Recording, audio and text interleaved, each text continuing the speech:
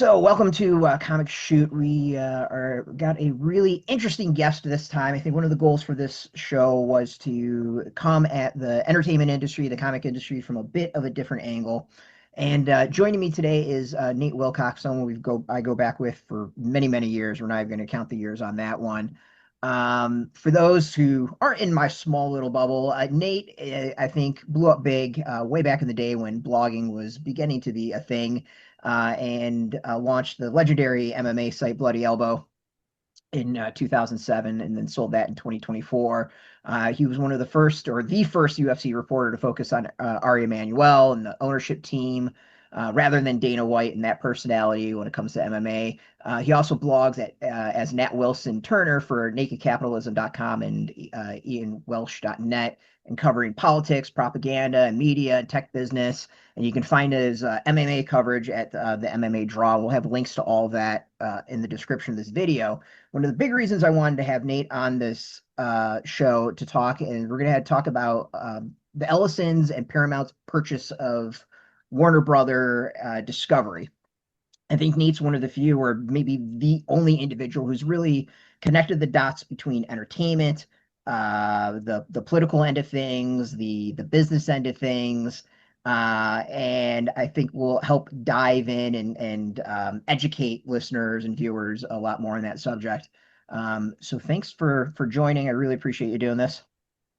Sure, thanks for having me. I hope I can live up to the build up, but yeah, I've been following this.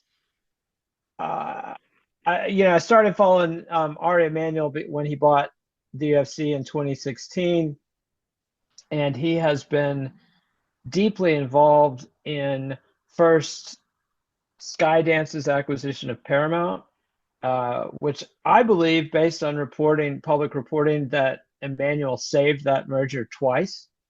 Once in the summer of 2024, when he reassured Shari Redstone, the owner of Paramount, that David Ellison was Hollywood people, and that her studio would be in good hands, and this was not selling out to Silicon Valley.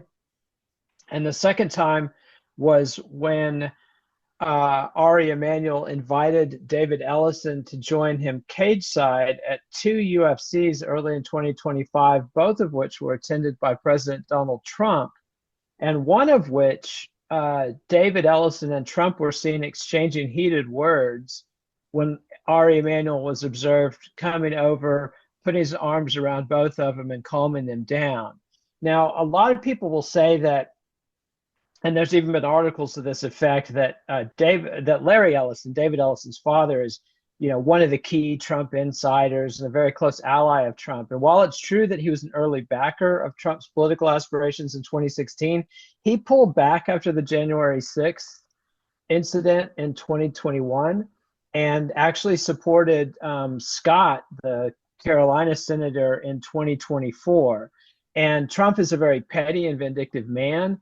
And my sources indicate that put the Ellisons outside the circle, where Ari Emanuel, despite being one of the most powerful Democratic power brokers in Hollywood and nationally, he's the brother of Rahm Emanuel, former Obama chief of staff and mayor of Chicago. Ari Emanuel was also one of the first major Democratic donors, to call for Joe Biden to step down in the summer of 2024. He did it at the Simon Wiesenthal Memorial luncheon, right in front of Joe Biden's campaign chair, Jeffrey Katzenberg, who stormed out in a huff. Meanwhile, Ari Emanuel's employee, Dana White, introduced Donald Trump at the Republican National Convention multiple times, and there's this narrative out there that Dana White and Donald Trump are best friends. They had dinner with Kid Rock and Bill Maher, and Donald Trump was a supporter of the UFC from the beginning. Some of which is true, most of it is not. It leaves out the part how Donald Trump supported a rival MMA organization called Affliction in 2009 and was actually the public face of that entity. And it also leaves out that Dana White's got a long history of backing Democrats in Nevada. and was very strict under the previous UFC ownership about not being political, about not letting fighters be political or use offensive speech. But as soon as Ari Emanuel took over the company in 2016, he bought, the company was known as Zuffa. Ari Emanuel's company was at the time Endeavor. It's now the WME Group because it has to change its name every 2 years for whatever reason. Anyway, they were not political until Ari Emanuel bought them, and that's when suddenly Dana White becomes this outspoken supporter of Donald Trump. So from what I can tell, it seems like a brilliant ability to be on both sides of the deal. And if you look into the Paramount deal, as soon as Skydance got clearance from the Trump administration, which by many accounts Ari Emanuel was essential to helping them secure, they immediately, Ari Emanuel's clients at South Park got a massive deal out of Paramount. And the accounts of that meeting are very interesting because I believe it was Trey Stone, it could have been Matt Parker, one of the South Park guys was there with his agent, who is an employee of Ari Emanuel. Ari's original business was Hollywood management. You might remember him from the show Entourage in the 2000s. Yeah.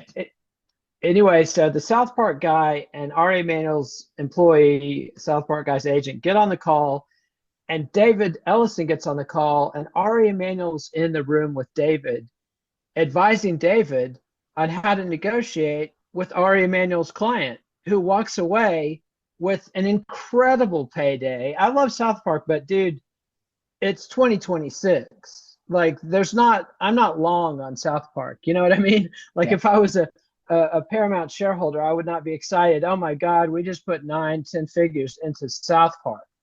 And by the same regard, the UFC, Paramount paid $7.7 billion for a 7-year deal that Netflix had already walked away from, a much smaller deal.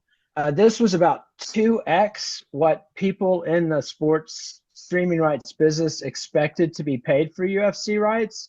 So my impression of David Ellison's first key moves as the owner of Paramount was that he was the yokel who got taken to the cleaners by a Hollywood Sharpie and Ari Emanuel. So I hope that's not too much Ari Emanuel talk. It should be the last time he comes up.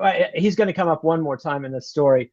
But what's the next aspect you want to talk about? You want to talk about the financing? You want to talk about the tech? You want to talk about the political aspects? You want to talk about the personnel decisions they've made? Yeah, I think we're gonna definitely bounce around and like hit a lot of that, and if not all of it.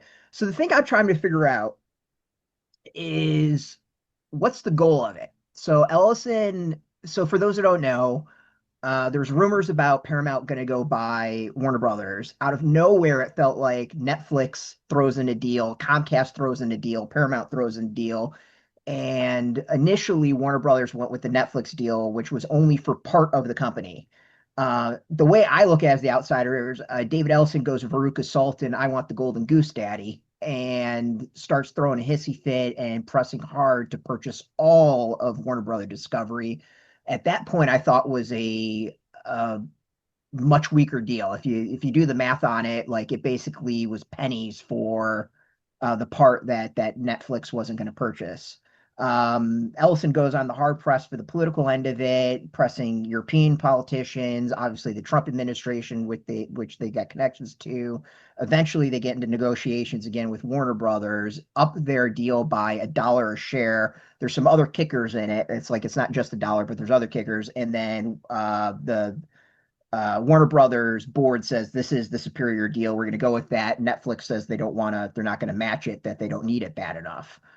Yeah, and get that the order, sorry to interrupt, but the order of that is important. Warner Brothers board asked Netflix for another offer.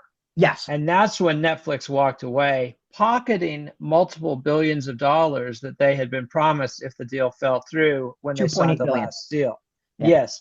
And Ted Sarandos, the co-CEO of Netflix, is alleged to be close personal friends with the head of WBD, David Zaslav, who stands to walk away from this sale with about $500 million in profit. I've seen various estimates in personal profit. Yep. And I believe I think it's fair to say by most accounts that David Zaslav has been one of the worst stewards of Warner Brothers over a 30-year period in which they have been mismanaged by any number of companies, including the Bronfman family in the 90s, AOL, Well, yeah.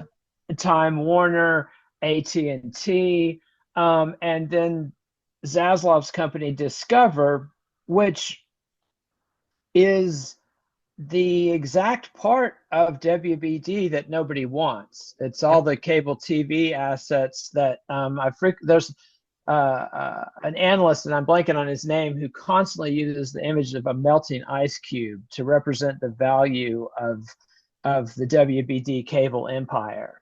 And so yeah, my impression of that once again is of yokels from out of town getting taken to the cleaners. I mean, Larry Ellison's 81 years old. He's a tech titan.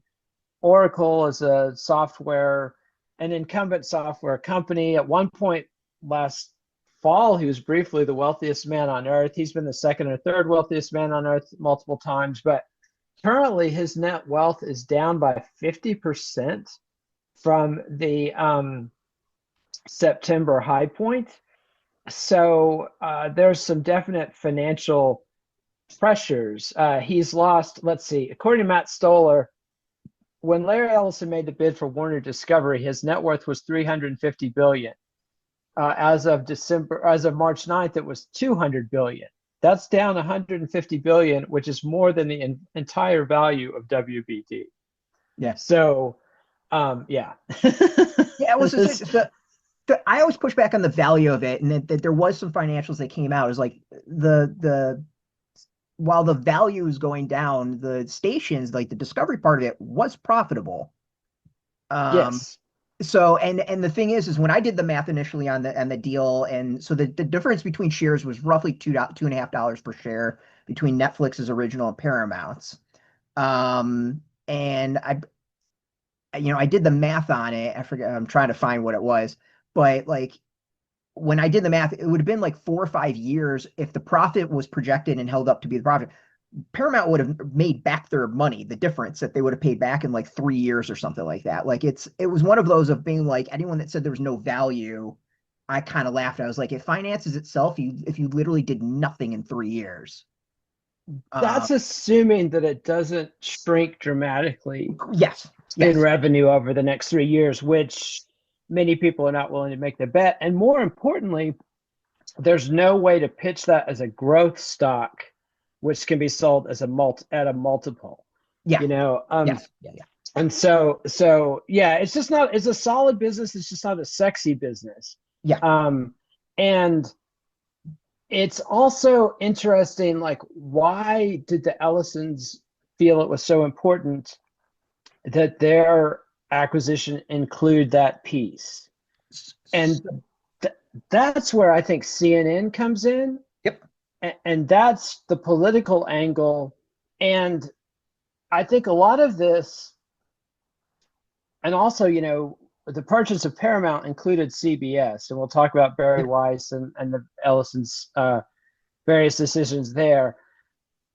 But in both instances, CBS News and CNN are both rapidly declining, or assets that are rapidly declining in influence, if not necessarily value. I think it's fair to say both of them are declining in value, if not rapidly, but they are definitely rapidly declining in influence. But because the decider in chief is a man in his 80s who still watches broadcast and cable news, and I'm talking about Donald Trump, CNN and CBS really matter to Donald Trump in a way that they would not matter to, say, Zoran Mamdani or Marjorie Taylor Greene, or somebody who's a younger, more modern media fluent personality. I mean, Tucker Carlson, for example, or Pod Save America on the other side of the aisle easily reach more people than CNN, and sometimes more than CNN and CBS combined. you Yeah. know. So yeah, so that's just an interesting So aspect of it. my theory is, and you can agree. I think the purchase for Discovery was all about CNN. Um, so my theory is that they own CBS and CBS News. Larry Ellison is one of the investors in TikTok. Now you have CNN. They therefore would cover, and I use cover, the various demographics when it comes to where people are getting their news. That CBS skewers older, so that's going to be the older viewers as far as news, or some that are not Fox viewers. CNN, I would say, is more that middle of the road people who don't want to watch Fox, they don't want to watch NBC, all that. So that's probably like 40s, 50-ish. And then you got TikTok would be the younger viewers. So you have like the three main demographics and three major channels to get news out to them.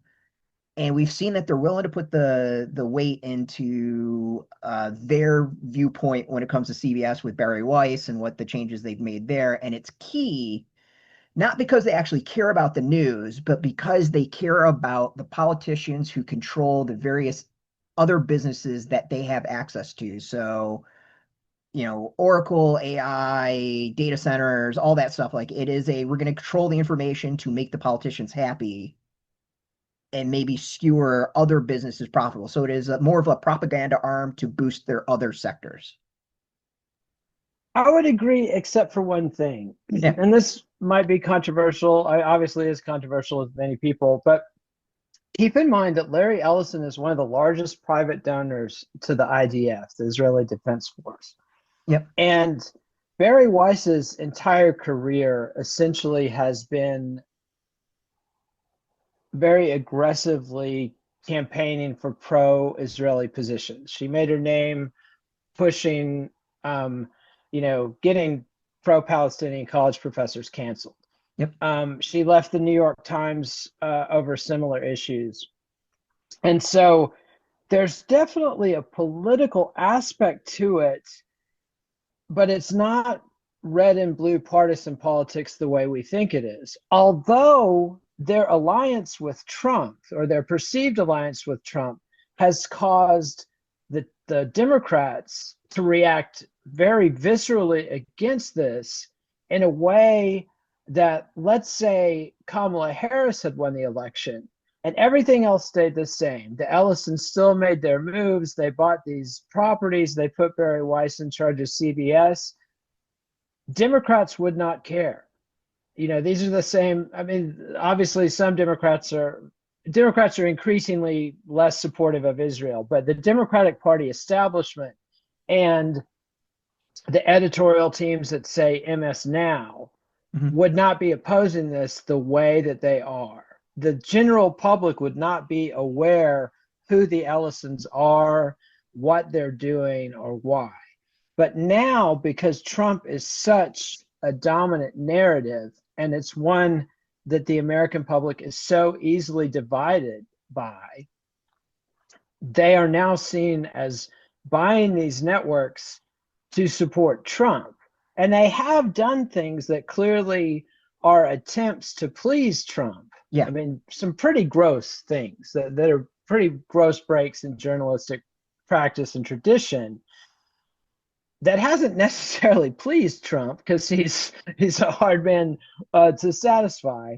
But I do believe that their actual political goals, like if you look at what they've done with the TikTok algorithm, their political goals are very much more to support Hasbara, which is the Israeli propaganda is one way you could describe it, but just the pro-Israeli case. They want less videos of dead Palestinian kids on TikTok. They view that, if you remember the Obama speechwriter, the one who came up with the phrase, when they go low, we go high, Sarah Horowitz, I think was her name. And she came out and was selling a book and was saying things like, we can't argue with the young Jews anymore because we're arguing against a wall of dead kids on TikTok, and we can't win that one, et cetera, et cetera. And so the Ellison's political agenda seems very much that's what they're about politically, more so than any kind of Trump thing. Although, again, I agree that they absolutely want to use this to help their businesses, but I don't know that they are helping their businesses. Yeah. I don't know that Larry Ellison, well, I guarantee you Larry Ellison is not at the top of his game. The man's 81 years old. Yeah. He made his fortune in the Bill Gates, Steve Jobs, Sun Microsystems era of tech. He has had a second life, as it were, jumping on the AI bandwagon, trying to become a competitor to Amazon's AWS or, Microsoft's Azure systems. But so far, that has not been successful at all. I mean, this headline from CNBC from yesterday says Oracle is building yesterday's data centers with tomorrow's debt. Like they're taking on more debt than any of their competitors. They also, even though Oracle's an incredibly profitable company with a lot of cash, or once had a lot of cash on hand, they don't have the kind of cash that Alphabet and Amazon and Microsoft have, nor do they have the kind of revenues that those companies have, nor are they known players in the data center world, and they're looking like they were kind of the last to the party. Yep. And the first to be associated with the bubble. Like when people want to get away from the quote unquote AI bubble, which, it's not confirmed that it's a bubble, but a lot of credible people are saying it is. It's going to be a bubble. Yeah. I mean, Sam Altman says it's a bubble. So, Michael Burry says it's a bubble. People smarter than me say it's a bubble, but I don't want to definitively declare it's a bubble because the bubble hasn't quite popped, although it's gone down in value quite a bit. And it does seem like the peak was the moment that Oracle and OpenAI announced their partnership to build the quote unquote Stargate data centers, which they just announced they're not going to build. And apparently because Oracle was using the old generation of NVIDIA chips, and that's not cool enough for OpenAI, and sorry, sucker, and maybe Meta will pick this up, yeah. So where do you want to go from here? No, it's good. Like, so this is all important stuff. So, we've seen that they are willing to put the screws in for news coverage. I don't think anyone could argue on that. Yeah, shamelessly. Yeah, and we've seen not that Paramount owns it, but like obviously Ari Emanuel and whatever it's called now, WME. I always called it like TKO. But TKO is a different company. Keep in mind, TKO is the company that owns UFC and WWE and this new entity that's trying to monopolize boxing called Zuffa Boxing. Right. But 60% of that company is owned by something called WME Group, which is the old William Morris Endeavor, is what WME stands for.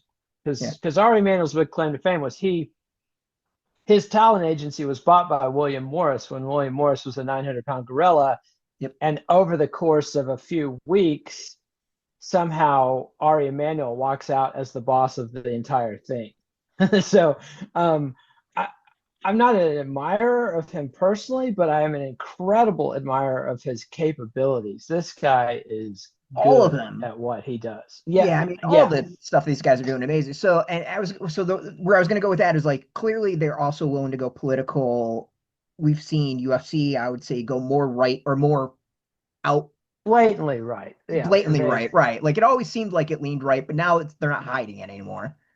I would differ with that. They initially, I would say, if they leaned right, it was in the sense that they were sort of libertarian types. Yes.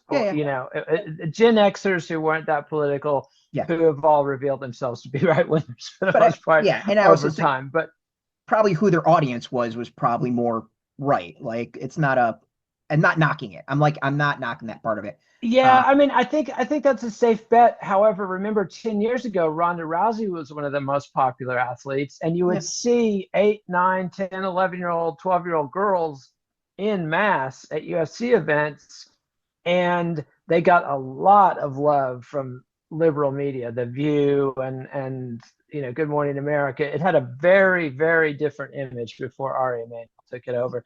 And yeah, go ahead.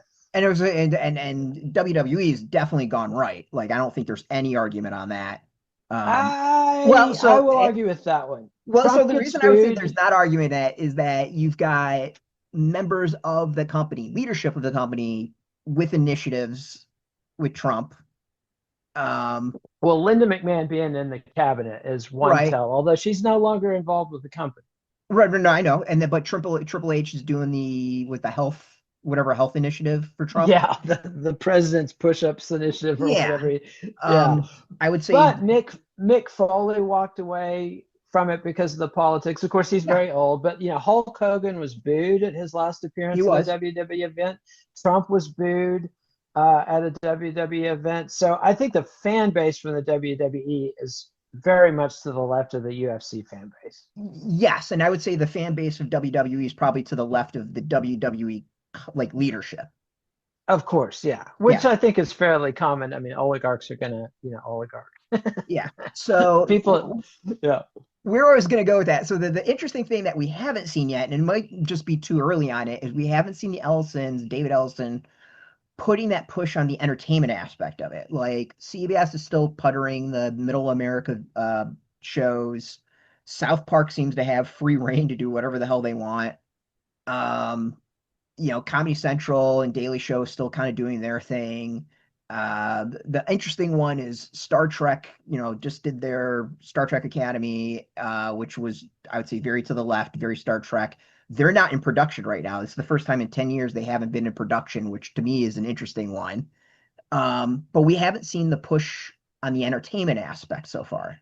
Well, in fact, we've almost seen the opposite, because one of the first things that happened, in addition to overpaying for UFC and overpaying for South Park, they lost Taylor Sheridan, who has essentially been carrying Paramount with Yellowstone and Landsman and all his other, Middle America pleasing traditional values type stuff.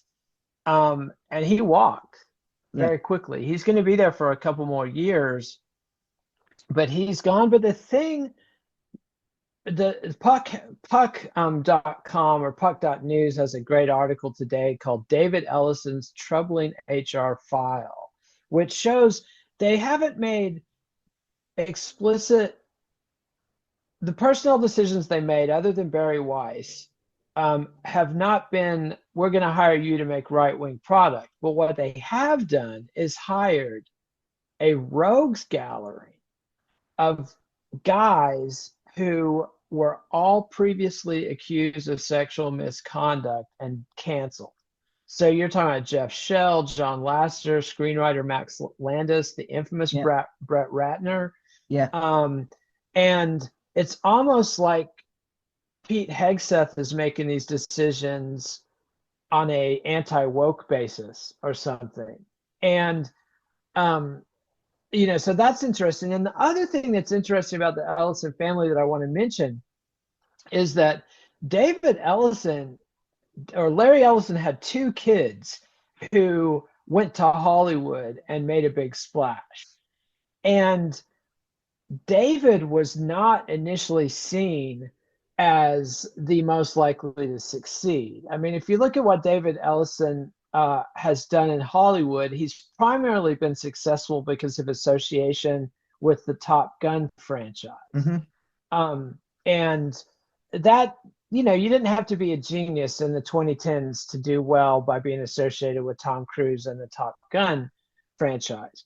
But his sister, Megan Ellison, who's 40, I think, about 5 years younger. I'm not sure if they have the same mother or not.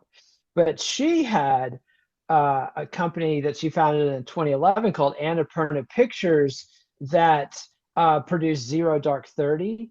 They received multiple Academy Award Best Picture nominations. She was an executive producer of Nimona, which was nominated for Best Animated Feature. In 2014, she was on the Time 100 list of the most influential people in the world. She won a Tony Award for Best Musical for producing A Strange Loop. And so the quote unquote smart money in Hollywood was like, forget David. Megan is the one who's the player. Unfortunately, trying to make quality product rather than churning out franchises is a short road to bankruptcy. And she had to go back to her dad multiple times and is not in a position to be backed to this degree. Plus, there's the sexual personal politics of it. I mean, sometimes I wonder, is Larry Ellison just doing this to try to get his Nepo baby fail son an empire to have when he's gone? Although it's hard to imagine Larry Ellison being that selfless. but, but you know, so and all of that is just pure speculation. But I do think it's important to note that Megan Ellison was the one that was really made a bigger mark in Hollywood on her own merits than David ever did. And yeah, so we'll see. But I think, go ahead. I was to say it's weird, and it's kind of a side discussion of how many of these kids of these, wealthy scions have gone into entertainment. Like Murdoch's kids too. He's got two children that have gone into movies and comics and television, which I thought is fascinating. Like it's such a odd thing that so many of them are going that route.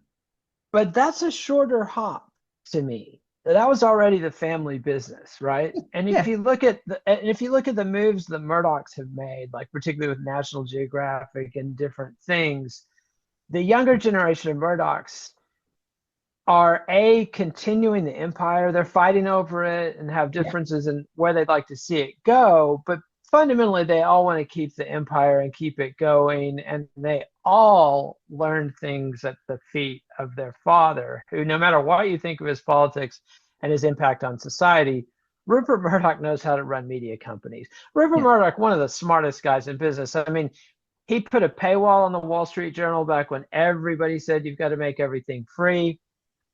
He sold Fox Studios back when everybody said, oh, studios, content is king, blah, blah, blah. He dumped that off on Disney, and I doubt he's regretted it for a minute. He stayed in live sports, and saw that run up incredibly. And I don't see any evidence that the Ellisons bring any of that kind of synergy. I mean, if you look at Oracle is based, like, the joke is that Oracle is a law firm that sells software. I mean, fundamentally, Oracle got there first and sells this software that once it's installed, it's incredibly costly and difficult to get rid of it or to change it, and you're dependent on it. And Oracle literally audits their customers. I mean, like, they don't have a normal sales client relationship. It's more like they are the government and they come in and slap their customers around and make sure they're getting the right amount of money. So he's been in this incumbent business that basically prints money, and now he's trying to compete in not one but two new businesses, media and AI, and not even AI coding. He's not making models. He's not competing with Claude or anything. He's trying to sell data centers, which, I don't know if you follow Ed Citrone's Where's Your Ed At newsletter, but there is no indication there's any money in running data centers. These NVIDIA chips lose their value so fast. The data centers take so long to get built. The power grid is so antiquated. By the time you get your data center built, you have the power turned on, and the chips require these enormously complex racks with elaborate cooling systems. By the time you get all that built, your chips that you're trying to install and rent have depreciated enormously. There's accusations of serious manipulation in how they do that depreciation. That's one of the reasons Michael Burry of the Big Short fame is shorting Palantir and NVIDIA, because he's like, the way they're doing the accounting smells to me. I can't speak to that. I don't give investment advice, obviously, but somebody who does is trying to blow the whistle on that. And so, but the one thing we haven't talked about is the degree to which recent current events triggered, sorry about that, triggered by Donald Trump himself, have endangered the financing that Paramount is using to buy WBD. Yep. And forgive me for continuing to bring up Ari Emanuel, but when Paramount initially made their offer to buy WBD, there was a report in Variety that was quickly denied within a day, that the sovereign wealth funds of the UAE, Saudi Arabia, and Qatar were all three participating. And anybody who follows those countries closely knows that Saudi Arabia and the UAE are literally currently at war and have been for about 6 weeks over Yemen. Now, they've had sort of a friendly war over in Somalia and Sudan for about a decade. They're on different sides of those genocides that they're funding. But in Yemen, they were on, quote unquote, on the same side. They fell out. Saudi Arabia blew up the proxies that the UAE was doing. And in 2017, Trump's son-in-law, Jared Kushner, approved an attempt to blockade Qatar by the other Gulf states. And, Qatar runs Al Jazeera and has been blamed for the Arab Spring by the other Emirates. And the UAE is like the anti-Qatar. They're the most repressive, the most aligned with Israel, the least.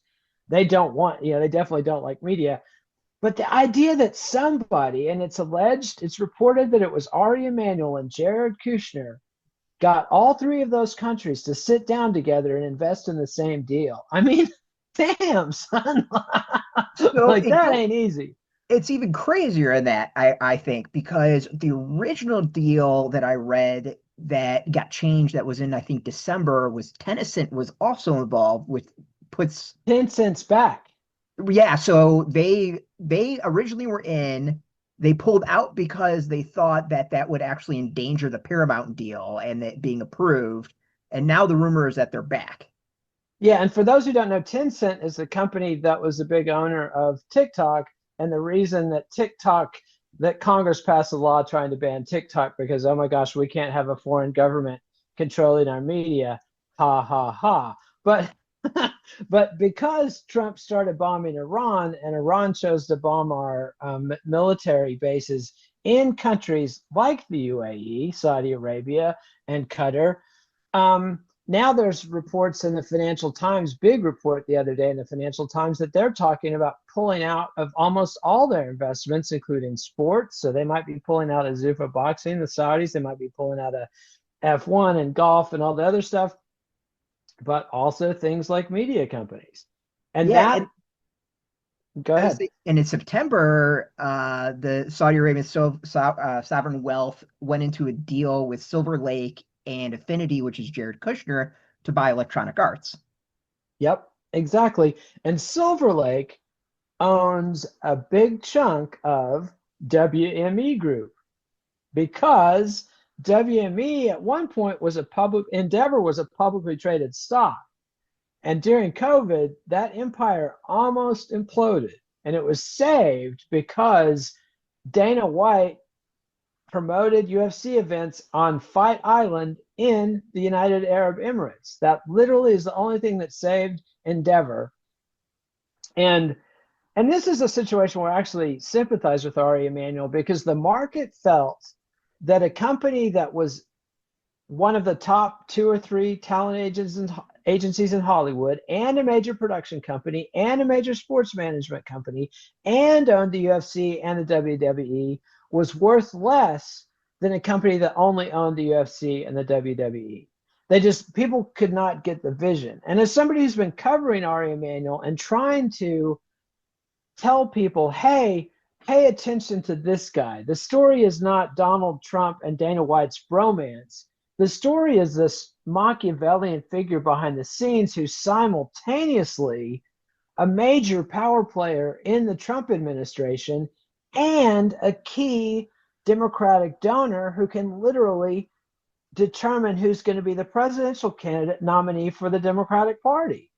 I mean, this guy is so, and people, you tell people stuff, you show them the quarterly reports and the news articles, and they look at you like you're crazy. Like people Yeah. just cannot wrap their heads around Ari Emanuel, who's also a massive Zionist. Like their father was involved in Irgun, which was, one of those very early Zionist groups that's been accused of all kinds of things. He's also a pediatrician and beloved in Chicago, et cetera, et cetera. But he's so in with the Zionists and the Israelis that he can call for Netanyahu to be arrested in jail and still fly in and out of Tel Aviv anytime he wants, because he has that kind of stroke in Israel. And then he can hop over to Riyadh, where only 6 years ago he gave Mohammed bin Salman $400 billion back after bin Salman had Khashoggi, the Washington Post reporter, murdered in the Turkish consulate. And for a while, Ari Emanuel's making a big noise about it. I had to hire bodyguards because he was so afraid of the Saudis. And now he's back in business with them bigger than ever with this Zumba boxing thing. And he's welcoming Qatar, and he's welcoming the UAE, and he's welcoming Russia and China. Yep. During this time of, literally the only major geopolitical player at war right now that he doesn't seem to have connections with is Iran. And I wouldn't be surprised if he does. If anybody's going to do it, it would be Ari. And this is why I wanted to have you on, because to me, these are the dots that no one is connecting. It's interesting as people talk about with Epstein and oh, there was this network and all that. To me, Ellison and Emanuel and all this, that's another network that's out there that also has that interconnected, we are going to benefit each other. There's something underneath going on. I'm not 100% sure what, but that's to me the other story that's out there as far as shadow network that people really need to pay attention to. And Ari Emanuel's in the Epstein files. Yes. Yeah. He's and Epstein thinks very highly of his capabilities. I haven't seen anything that indicates they knew each other personally.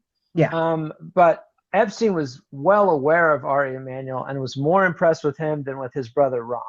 Yeah.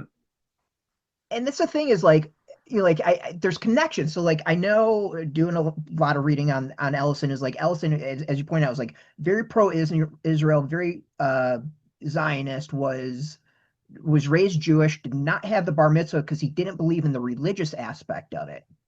Is what I've been reading up on him, and seems to be pretty consistent in that, and that his love of the country had more to deal with that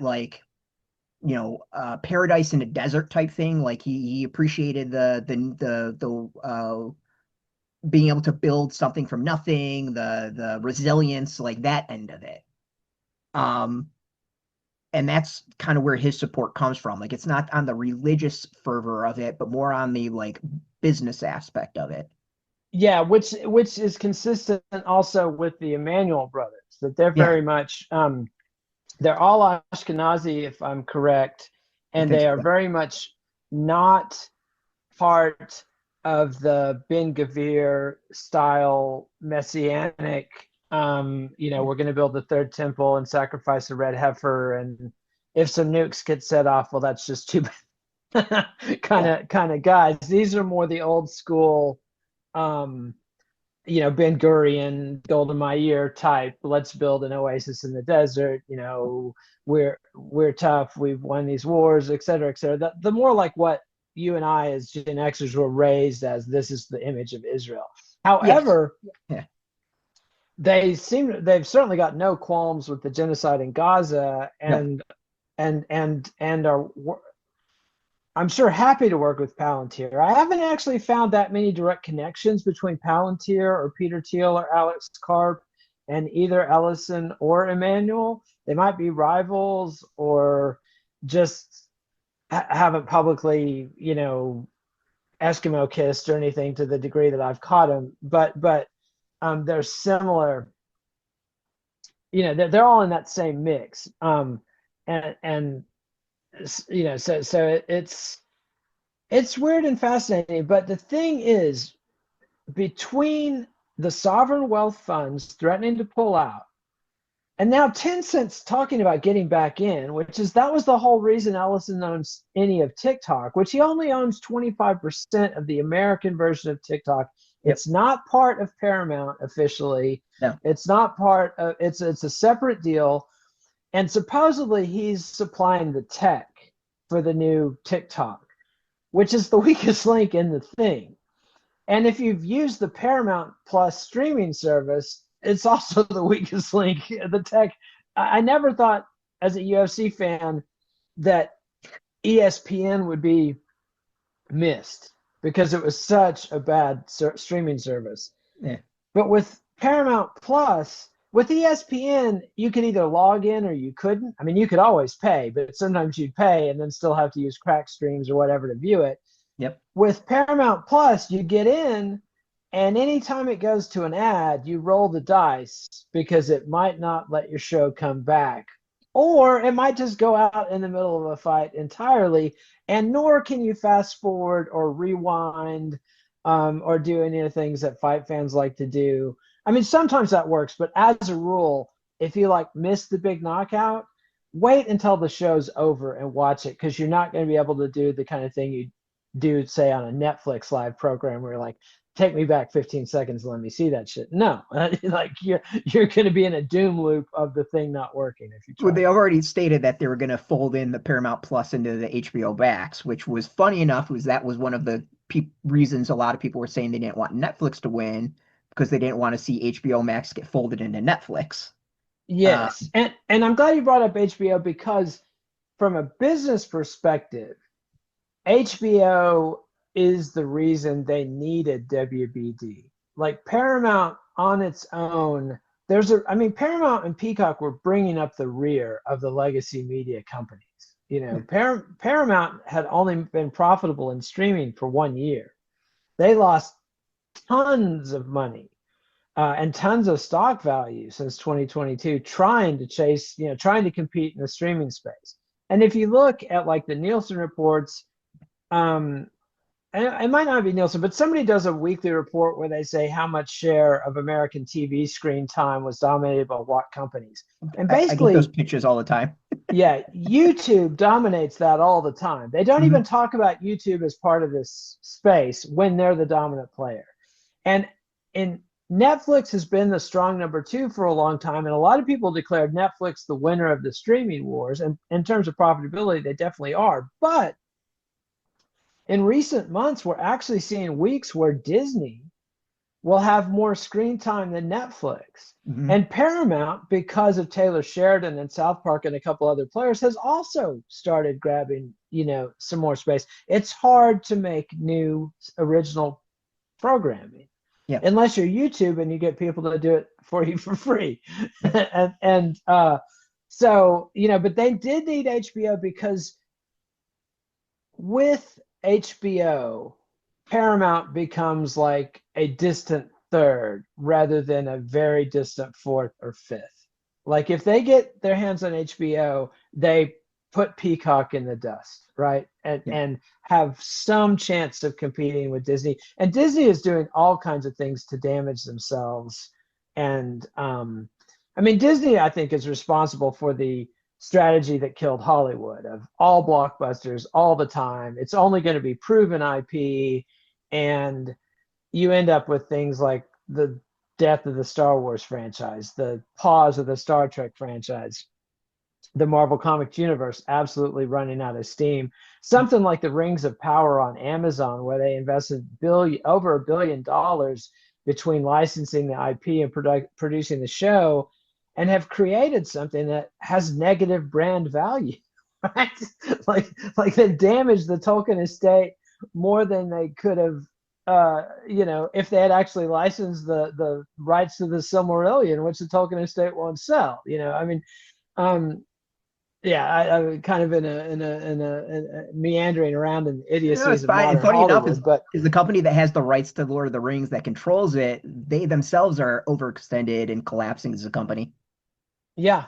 And with oil prices careening around like they are, we're going to see a lot of people that are overextended getting their chips called home.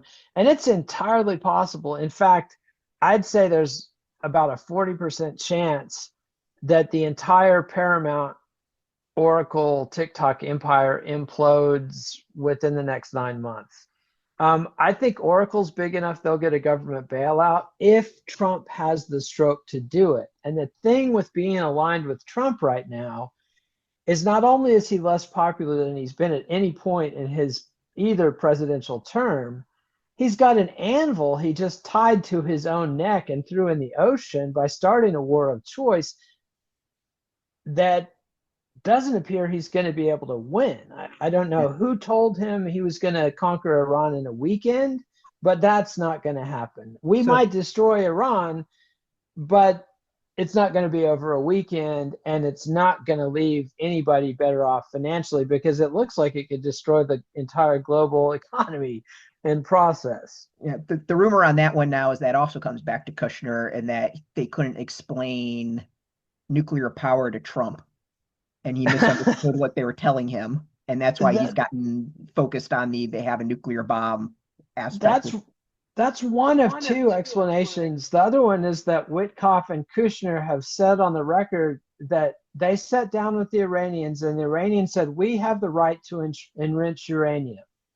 And Witkoff and Kushner just could not accept that. They thought, what are you, on drugs? When that's literally in the Nuclear Non-Proliferation Act treaty that we signed, that Iran signed. Israel never signed it, but that's literally the law of both Iran and Israel. And these two real estate guys from New York are too ignorant of diplomacy to know that. Yep. So the mediators from Oman were literally thinking, wow, the Iranians are giving them everything possible they're asking for. We're going to get a deal here. And Witkoff and Kushner go back and tell Donald, oh, this is a dead end. These people are crazy. So comes back to Kushner, who's buying EA, who's in the deal with Saudis that are then helping to buy Warner Brothers. See the connect? That's the dots are connected. Indeed. And some of the things getting blown up right now are Amazon and Microsoft data centers in the Middle East. So the UAE's entire business plan, their tourism business plan, their data center business plan, are both completely up in smoke right now. Literally going Bahrain, up in smoke. Yeah, the king of Bahrain has already fled the country. I've seen it reported. I don't know if that's true or not, but I think the UAE will be the next to fall. I think they're absolutely cooked. That we're never going to see. Dubai is never coming back. Andrew Tate is never going to be influencing anything from the towers of Dubai ever. Well, he's still crossing the desert. Yeah, he's leading a commando mission to save his beloved city. So the prediction, I want to put a prediction on this, and I'm not holding it to you because this is I feel like it's a guarantee that this will get approved. The Paramount buying Warner Brothers will get approved by the Trump administration with little to no pushback on it. Yes. The one that I don't know would be Europe. I think the general consensus is that the European Union will put some pushback, put some pushback on it and get him to like divest in something. But I'm not 100% sure on that. That's entirely likely. I mean, if you look at the way Europe has behaved with Alphabet and with Meta and other American tech titans, they try to put some restraints on them. Yep. But at the same time, the post-2004 generation of European leaders, after the whole freedom fries thing, when Germany and France opposed the Iraq War, Colin Powell's chief of staff at the time, Colonel Lawrence Wilkerson, has come out and said, in 2003, after that, we decided we're never going to let Europe have independent leaders again. And that this entire current generation of Macrons and Starmers and Meritzes, they are all brought up essentially in American scholarships and American college programs, working for companies like BlackRock, et cetera, and their loyalty is first and foremost the United States, which is why you see them doing things like cutting themselves off from cheap Russian natural gas. And they're also going to be the first ones hit by the disruptions to oil supplies in the Middle East. So Europe is weak and getting weaker, and I don't expect them to do anything substantive to slow this down or stop it. I think what's going to stop this is going to be the financing and Trump's fading political fortunes. I mean, if you're looking at Polymarket, his odds of getting impeached are rising rapidly. The Democrats are being given an 85% chance of winning the House of Representatives. They're getting a 45% chance of winning the Senate now, which I think is probably a lock. there are people who signed up for statewide races in Texas, which Democrats have not won a statewide race in Texas since 1994. And there are people with no expertise or funding who put their name on the ballot that I will bet you better than even odds are going to be winning statewide office come November, because Trump's numbers are so far in the toilet already, and he has not yet lost the war, and he has not yet collapsed the economy. And I think there's a chance. I mean, if you look at the way the economy's been run since the great financial collapse in 2008, it's all gaslighting. I mean, they do everything they can to prevent recessions. No manipulation is too far. If you follow what they've been doing in the gold and silver market, they've been manipulating that incredibly. They're currently manipulating the oil price just desperately. And when you're going up against the global supply of oil with paper money or digital money, you can do a lot of magic tricks, but in the end, 18-wheelers run on diesel. They don't run on crypto. They don't run on stable coins.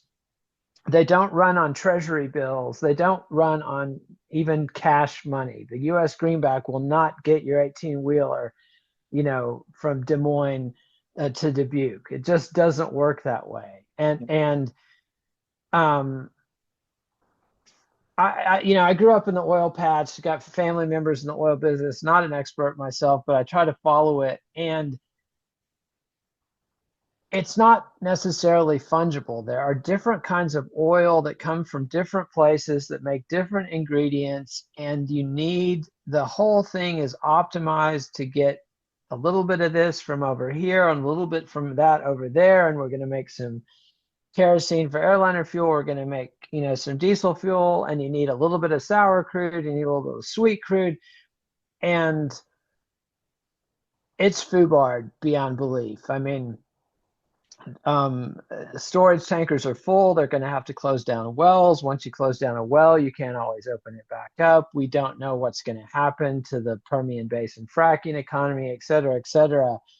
Basically, what I'm trying to say, and I'm sure plenty of your listeners know better than me, and I could be entirely wrong about this, but my bet right now is that Trump has literally jumped on the back of a tiger and bitten it on the tail as hard as he can, and that's not a good, smart thing to do.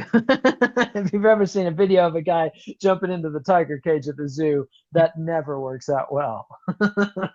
Yeah, and it's kind of the fascinating of I mean, this story is such a weird mix of everything, and I mean, who would have thought that a war in Iran that didn't have to happen is going to impact not just the purchase of Warner Brothers and all its subsidiaries and all that, but also potentially data centers and AI, and it's just one of those who the hell could have seen all this connecting?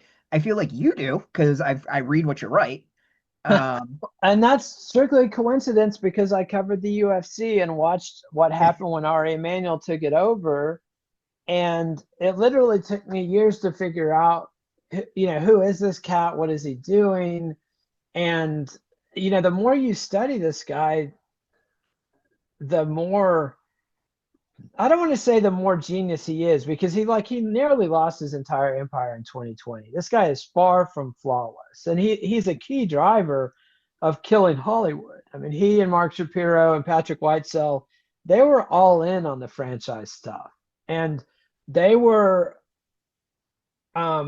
a key reason why they had the ugly writers strike a few years ago, because they were trying to be managers, agents, and producers. Yep. Which and they've also tried to push AI, in and not give actors or voice actors or creators any kind of rights to their material, and they're infamous for underpaying their fighters. They give their fighters much less money than comparable sports leagues. So I don't want to say their geniuses are good guys, but they're very clever, very capable, and incredibly connected. And as far as the Ellisons, I really have a feeling like I mean, the old book in the 90s, the biography of Larry Ellison, which is still worth reading if you're into that kind of thing, is the joke is, what's the difference between God and Larry Ellison? That's the title of the book. And then there's an asterisk and it says, God doesn't think he's Larry Ellison, right? So, like, this is a guy who was an egomaniac in the heyday of Steve Jobs and Bill Gates, Yeah. who's now 81 years old, who is now hawked his company essentially. Oracle's debt is immense, Yep. and it's all for AI. It's all because they're borrowing money to build these AI centers, and they're not in the sweet spot of the business. They're not building the chips, which seems to be the only real sweet spot, and they're not designing the models. They're literally just like, oh, there's a company with cloud in their name that people are always ragging on. They're just renting out racks, basically. Cloudflare. Yeah. And I mean, they're just renting out racks, which is the least lucrative aspect of this business. Oh, and one other thing we haven't mentioned is that private equity has also fallen out from under them, Mhm. because in December, Blue Owl Capital, who's kind of a peer of Redbird or Apollo or these other private equity firms, they pulled out of 10 billion that they had promised to uh, loan to finance Oracle building a data center. And none of those private equity companies have been doing well. I mean, for the last 5 years, we've been hearing, it's either going to be commercial real estate or private equity that kills the economy, right?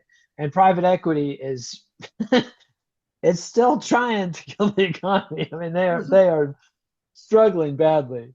wasn't there just a thing with some private equity where they like capped what people could pull out because so many people wanted to pull out of it? Yes, three different ones. Yeah. I believe Blackstone, BlackRock, and maybe Blue Owl was the first one to do that. Mm. But yeah, like it's never a good sign when a bank says, you can't have your money back, Mr. Bailey. Yeah. Usually not a you know, positive of how no, things are going. yeah, and when and there's nobody at BlackRock that can jump up on the counter and say, this is your house, Hazel, and this is Fred's car, and give it a big pep talk. Nobody likes these. This is your vet that just quadrupled prices, and this is a funeral home that just shut down, and now your town doesn't have a mortuary. Like this, we're the guys who killed Toys R Us and Guitar Center. Like they're not well liked in general. So I mean, do you have any predictions as to where this is going to go? Like, obviously, the financing is kind of the big one, but it's one of those like I based on the fact that they haven't really meddled with the entertainment aspect yet, what they will. I mean, which I would imagine they will at some point, yeah. and they might be starting now. Yes. I mean, based on Barry Weiss's just the decision to put Barry Weiss in as the head of CBS. And like, she's a very talented self promoter. She's a very talented writer. She's a very talented political advocate. She's an incredible blogger. I mean, anybody who sells their newsletter for $150 million is good at what they do. But she's not so good at, say, running Austin University. And she definitely can't run a network newsroom, which is a lot different than running a newsletter. Yeah. Like it's like saying, yeah, I've made a few commercials. I'm ready for, a 10 movie contract. I'm ready to do the next, Marvel Comics universe single handedly. No, you're not, like Ridley Scott. Sure, he went from commercials to movies, but one at a time, and most of the guys who tried to do that failed. Yep. And the fact that they've hired her, and then things like, did you follow when she tried to lock in Anderson Cooper as the face of 60 Minutes? She basically offered him the franchise, and dude walked away at the last minute. A very unusual negotiating pattern, and it tells me she does not know what she's doing at that level with talent management. And the fact that they've recruited this island of lost sexual harassing toys, crew of misfits, is not a good sign. Yeah. I I don't approve of. I don't even know the details of what Brett Ratner's accused of, but I will tell you his best work is behind him. I mean, Do you think Melania like was like his greatest art piece ever?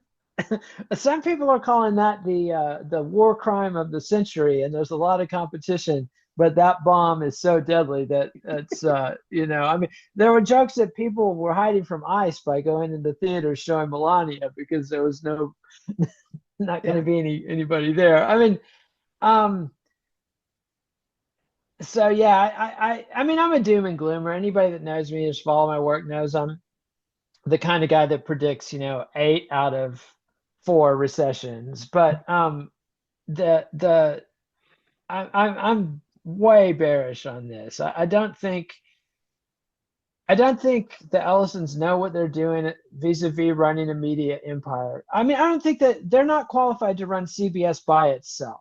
Yeah. Like that would be more than a handful for them. But CBS plus Paramount plus HBO plus CNN plus all these dying cable channels or still profitable cable channels, as you point out, plus they're going to compete in the AI business. And obviously, David's not involved in that. That's Larry.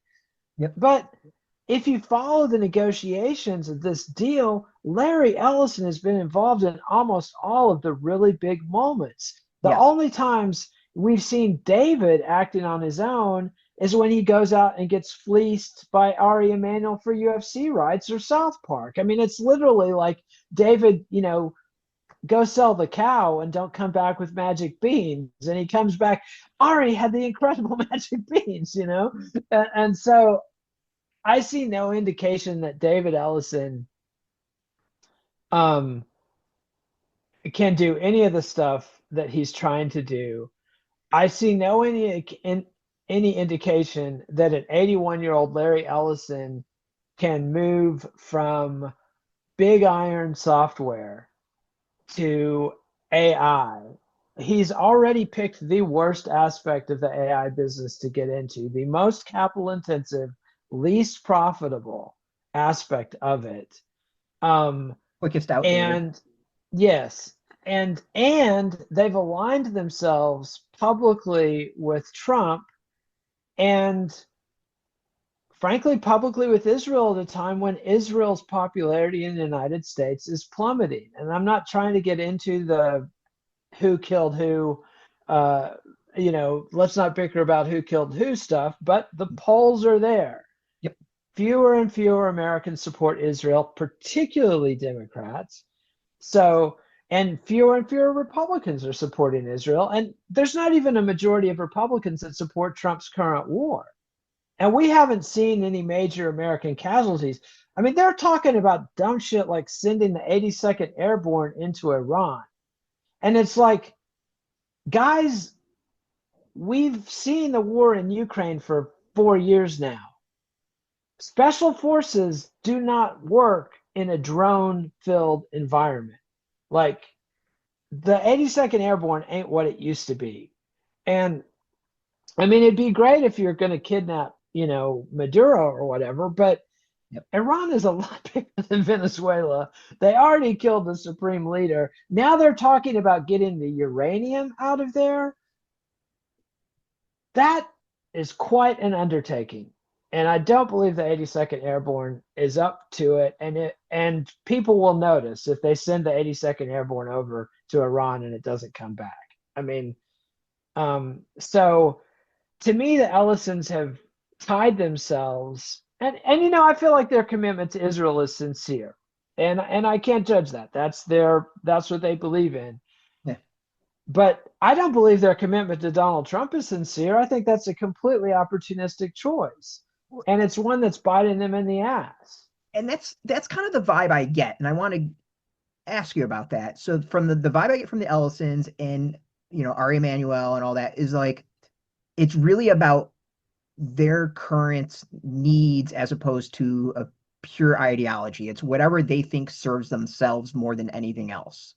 Absolutely, 100%. And Yeah. if you look at who's running, one of Trump's big problems in his first administration, and I'm not a Trump supporter or like endorsing what he was trying to do, but one of the big problems he had in his first administration was he didn't have a bench of talent of people that agreed with him. So he ended up hiring people like the CEO of Exxon, Rex Tillerson, as Secretary of State, or John Bolton or Mike Pompeo, people who were openly opposed, or Bill Barr at AG, who were openly opposed to his agenda. In the second term, it seemed different in that he had these characters like Hegseth and Tulsi Gabbard and Kennedy and people who it seemed like were on board with his agenda. But now and the infamous Stephen Miller and Russell Voigt, of course. But now we find out that Susie Wiles is essentially running a very tight ship over there. Yep. And if Lindsey Graham wants to get Trump on the phone, it's an easy do. But if Tulsi Gabbard wants to get Trump on the phone, that is not happening.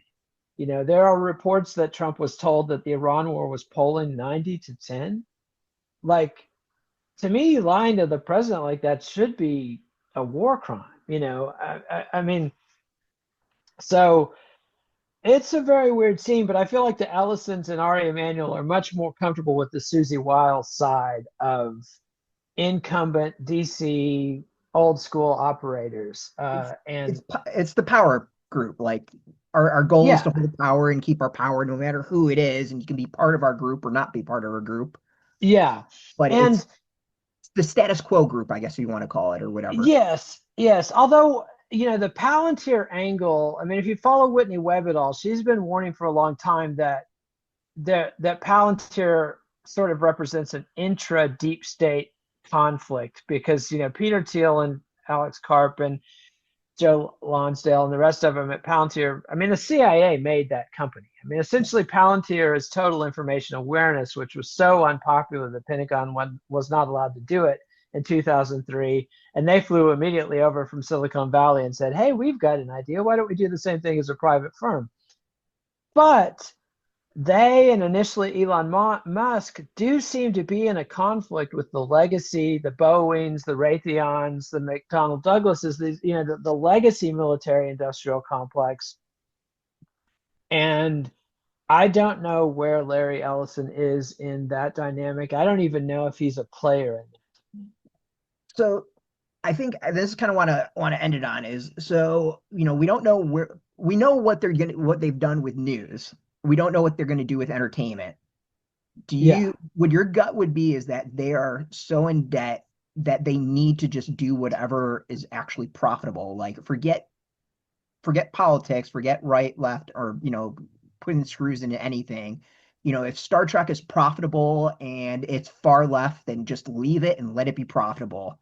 Do you think they're going to maybe take that approach more out of desperation because they I, need the money?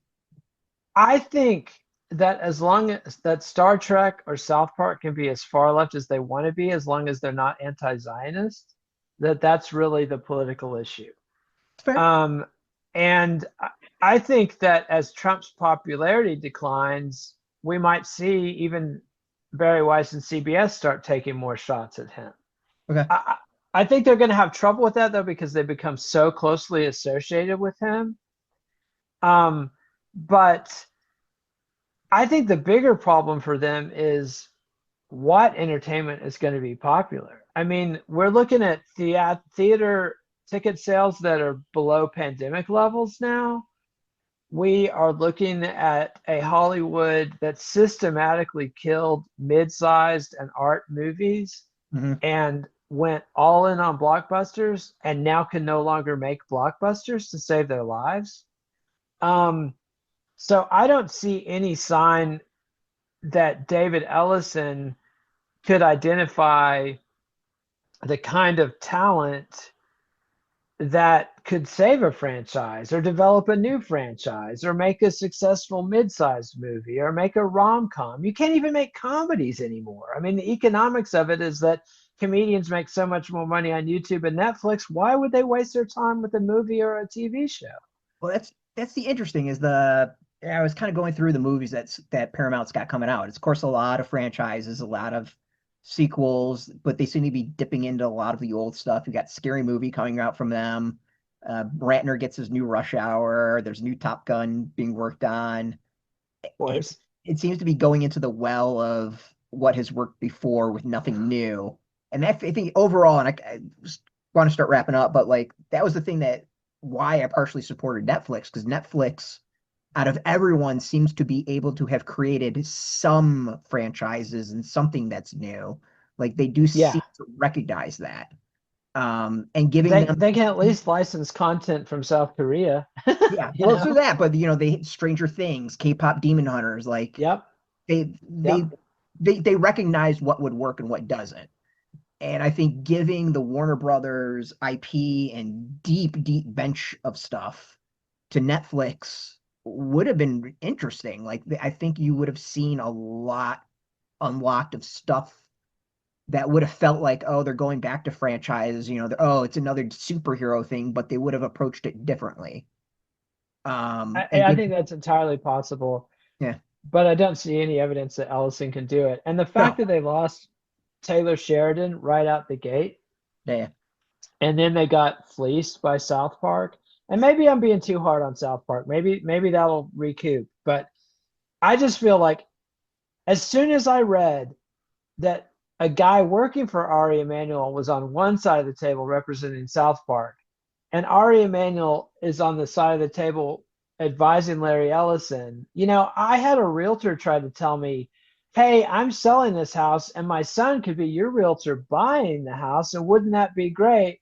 I walked out, like that is never a good idea to let somebody be on both sides of the table. And Ari Emanuel's a master at that. so what I'm And I just hearing think Larry is Ellison is a knave.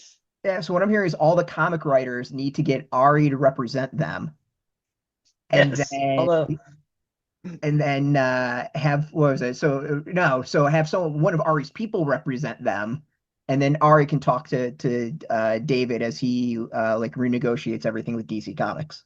that would only work for the very biggest one or two creators. Everybody else will get steamrolled and crushed. But if you're big enough that Ari thinks that you can make him nine figures, then yeah, then you could get the treatment. Fair enough. Then so All right, but yeah, but we hit a lot. Is there anything else that we missed on this? I mean, I would just like to say I have no crystal ball. I have no idea what's going to happen. I have very few insider connections. I'm as shocked as everybody else every single day by what drops into my news feed. I just happen to have been paying attention to these characters for a few years and have tried to document the antics and the capers as they come. So, yeah, I mean, we'll see. That what they're trying to do is incredibly audacious. But I feel like, I mean, you and I are old enough to remember when if somebody said something mildly controversial about Israel, that could be it for their career.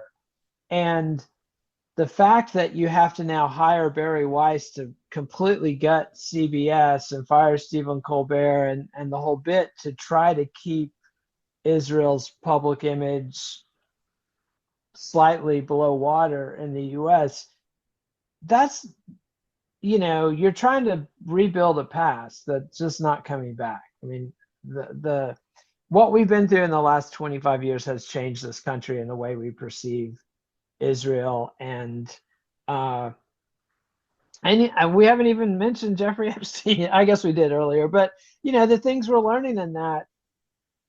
And I'm not saying that's he obviously was connected with Israel, but he was connected with everybody, the MI6 and the CIA and uh, Arab arms dealers and but what we've learned about our elites is that they are not nice people who have they're not even relatable. Like, how do you relate to people who buy and sell children? And there's so much evidence that I mean, the stuff that's come out in the last week, although I had heard the stuff about Trump physically assaulting the underage girl, and then in combination with like Bill Clinton looking at the photos from the Epstein thing. Did you see that? No, I missed It that was one. like he was looking at his lawyers were trying to, they're asking him, do you recognize the people in this photo?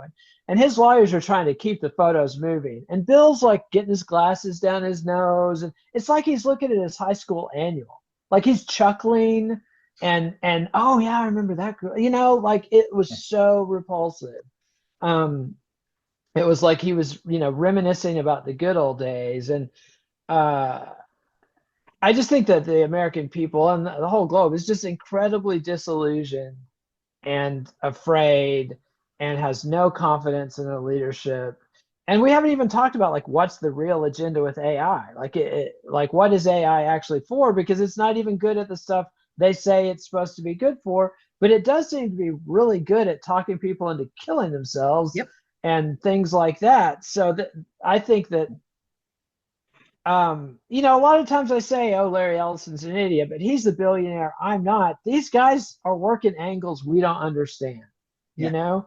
And so expect the unexpected would be my And I and I, prediction. I think that's the one thing that worries me about it all is that, these guys definitely have an agenda. And if you actually look at what Ellison would have with Paramount and Warner Brothers and TikTok, um, it's clearly and fingers into AI. It's clearly that they have the means and the ability to manipulate people at every age and every way, whether or not it's directly through AI and prompts and back and forth or through entertainment. I mean, for those who And don't know the bench, news. like you're looking at DC Comics, you're looking at Teenage Mutant Ninja Turtles, you're looking at Avatar: The Last Airbender, Top Gun. I mean, the list is ridiculous as to what they will own. Yeah, The Godfather, The Sopranos, I mean, The Harry Potter. Wire. Yeah, Harry Potter. It's an immense empire. And yeah. Well, you know, we'll just it's their world. We just live in it. So stay strong. Well, hopefully, I guess hopefully the economy tanks in the next couple of months and this deal goes bye-bye to begin with.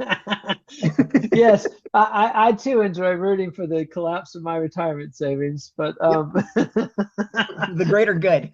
yeah, indeed. Uh, It's like having a staph infection you hope explodes. But well, on anyway, that note, yeah, on that delightful note, thanks so much for having me on. Happy to come back anytime. yeah, absolutely. I really appreciate it. And everyone, I'll have the stuff where you can follow Nate in the description here, and I highly recommend you add it to your daily and weekly reading. Well, thank you very much, Brett. Yeah, I'll talk to you later. Take care. Yeah, you too.